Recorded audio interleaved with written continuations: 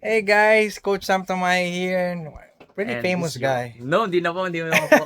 Ano lang Hey, po. congrats, 13 million. Thank you, coach. Salamat po. I'm blown away. Pero, such a humble guy. And, syempre, I was teaching him, get to know him. Gusto ko lang malaman, Joe, how did you find out na kailangan mo mag-offroad?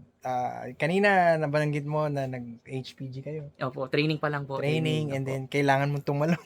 Jump, yung final Jumping. jump. And, so, can you walk us through what convinced you yourself na to find out about Coach Sam and then magpa-train? Actually, nung yung story po kasi nito, nag-HPG training po ako, and yung mga nakasanayan ko po sa mga normal pag nag-ride po, may mga mali pala akong mga nagagawa. So, mas maganda pala pag from scratch, maganda na yung foundation mo. Ngayon, naisip ko na wala pa akong experience sa dirt bike, as in zero knowledge po.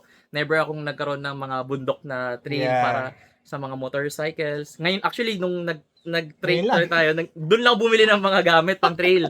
So ngayon, sabi ko nainggit ako sa mga classmate kong HPG kasi sila from scratch, wala silang alam sa motor, pero ngayon ang gagaling na dahil yung ganda yung foundation nila. Ngayon, gusto ko naman magandang foundation ko pagdating sa dirt bike, at ang nakita kong best para doon is si Coach Sam kasi thank you, man. For experience wise, yung mga, lalo na yung mga anak niya, very napakagagaling, talented, at international pa awardee. So sabi ko, wala na. Kumbaga si Coach Sam na yung para sa akin, para dito sa foundation na meron ako. At grabe, first day pa lang, Coach, hindi mo ako binigo kasi yung mga in-expect ko hindi ko nagawa ko agad. Like yung jumping na hindi ko naman expect. Nakala ko, ano pa yun, mga pang-ilang sessions pa natin yun. Masuno rin eh. Pero grabe. Mabait eh. So, one day pa lang. Yun, masuno hindi ko rin. expect. Kumbaga, magaling si Coach kung paano niya i-input yung knowledge or yung pati si Coach Ledge, kung paano niya i-input yung nalalaman niya. Hindi siya mabilisan na ganito. Hindi niya kailangan i-advance agad na ito na gawin mo. Hindi.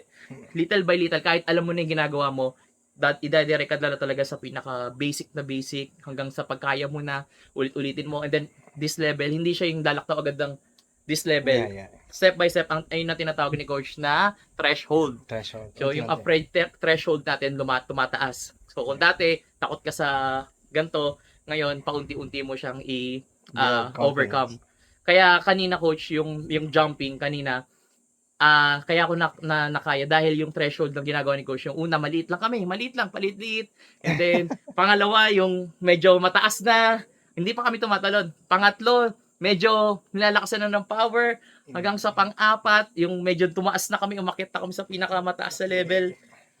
And then paunti-unti rin hanggang sa hindi ko na-expect na nakatalo na ako. Grabe. Good job. Iba yung kasi dahil dun sa foundation na meron si Coach na yung training niya, kung paano niya binild yung courage ko na tumalon na hindi ko expected, kasi kaya ako nagganto rin para at least malaman ko kung ano yung mga pinaka-basic at dapat gawin para dito. At grabe, hindi ko expect na yung kaya kong gawin na one hand dito sa dirt bike, kasi sa dirt bike na nasisemplang-semplang pa nga ako niya before kasi pag nag-road bike kami, yung normal na motor namin na ginagamit for big bike, nasisemplang natutumba po kami. Kasi po naiilang kami siya, tsaka yung tawag niyo po na threshold, yung afraid threshold, yung naiilang kami, tapos na ano kami, yung pag naglalak na po yung utak namin, parang natataranta na sa stress. Unlike kanina po, pinakita sa amin kung paano yung pinaka-tamang balance, yung posture, yung positioning, yung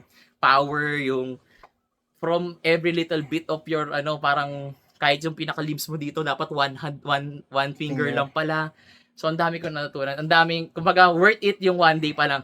What more pag iba pang session. So grabe. Hindi ako nagsisinak, si Coach Sam yung nagturo sa akin. So, from Jowa Motovlog, yung 30 million followers ko, kung mahilig kayo, or kahit hindi kayo mahilig sa dirt bike, hindi naman talaga ako nahilig, pero ngayon, parang gusto-gusto ko every week.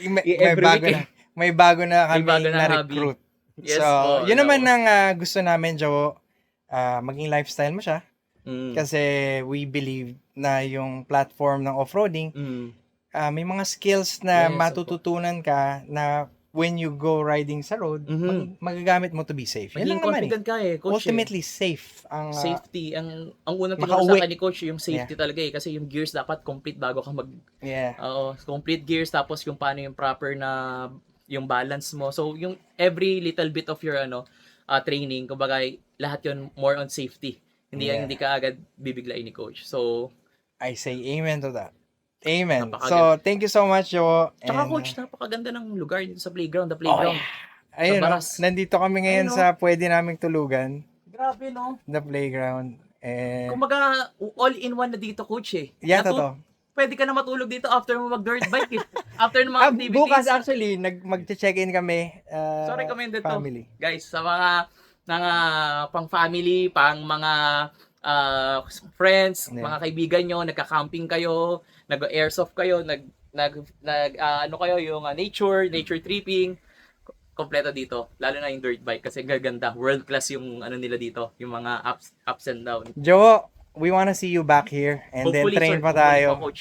Palakihin natin tong off-roading, Jo. Yes. Palakihin natin to kasi it's a family thing, it's a faith thing, it's a moto thing. Thanks, Jo. Thanks, coach. God bless you. Salamat po. God bless. God bless you guys.